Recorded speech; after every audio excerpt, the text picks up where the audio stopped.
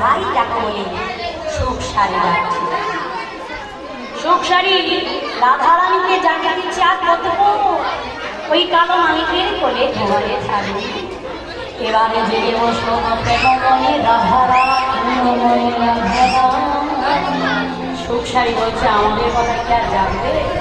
হ্যাঁ কি বাবা, রাধা গোবিন্দ আমার কথায় ঘুরিয়েছে?